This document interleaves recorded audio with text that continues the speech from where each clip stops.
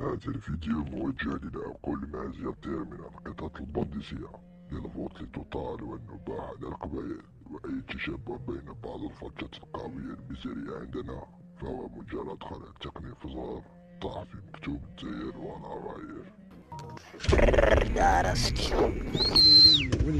راك تشوفوا يا خوتنا واش راهم دايرين فينا. شوفوا البوطيك شراو يدير او يدخل. شوفوا المال داخل كي شراهو. وهم معنا ولد صغير والله ما حبوا يحشموا، ما حبوا يجوا لينا. ما والو خوي عييت شنقا هاك خويا هاك هدر خويا هدر. خوي ادخل عندي هنا تعمر بزاف اخي خو شويه. عيطنا لي جوندارم قال لك دير لايف. ستار شوفوا يا خوتي. ها ربي ستار برك. شنو كاميرا جاو لا او كاميري غير كاميري كاع نكاميريو.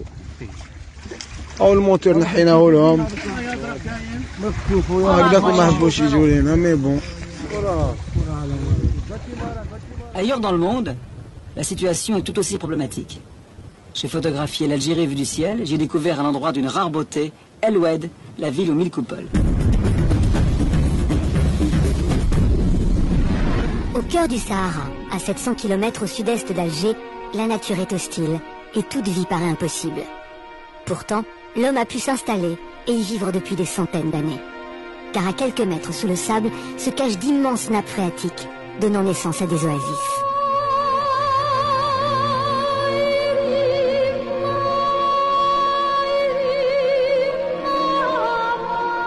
El Oued est un de ces joyaux du désert, connu pour sa beauté architecturale et surnommé la ville aux 1000 coupoles.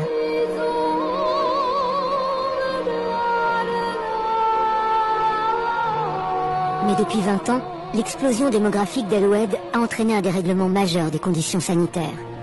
Moins de la moitié des maisons disposent de l'eau potable et les maladies pullulent. Mais surtout, les eaux usées de ces 130 000 habitants ne sont pas traitées.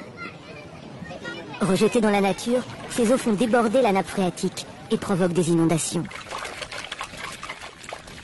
Pour trouver une solution au problème d'eau qui menace la survie de la région, les autorités algériennes ont lancé un projet pharaonique, estimé à 250 millions d'euros. Une gigantesque usine d'épuration.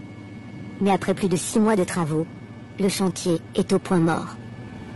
La population d'El Oued utilise beaucoup d'eau. Voilà les eaux usées qui s'infiltrent dans la nappe phréatique. Alors on peut dire que la nappe phréatique dans cette région est complètement polluée. Petit à petit, la pollution d'El Oued ronge les palmeraies et les oasis situées autour de la ville. Ces mares d'eau polluée ont noyé plus d'1 million de palmiers en 20 ans. Une catastrophe écologique et économique pour les petits agriculteurs qui, depuis des siècles, avaient réussi à cultiver dans le désert.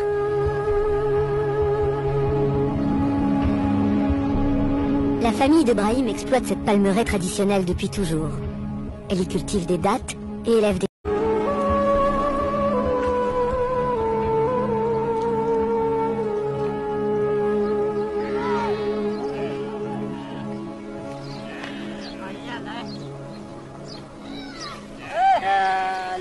Avant, l'eau était bonne, mais aujourd'hui, elle n'est plus potable. Elle devient vaseuse et fait pourrir les palmiers. C'est un véritable poison. Ma famille ne peut plus la consommer et on ne peut même plus la donner à boire aux animaux.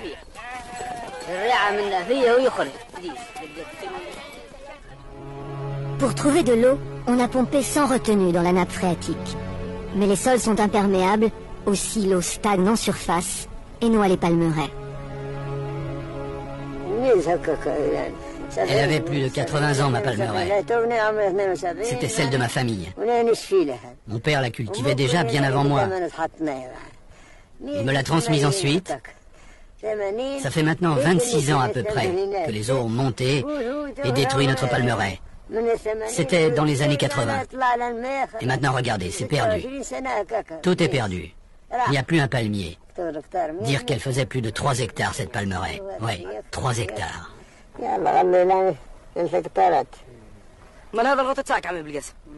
Aujourd'hui, le vieil agriculteur reçoit Dia, un spécialiste de l'environnement.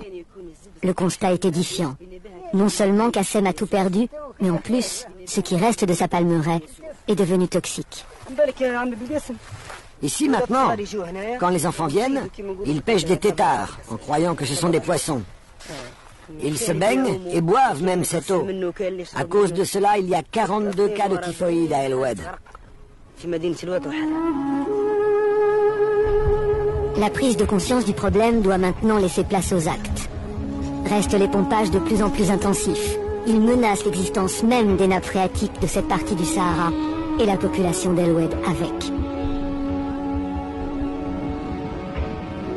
On estime qu'il faudrait 70 000 ans pour que les nappes retrouvent leur niveau initial.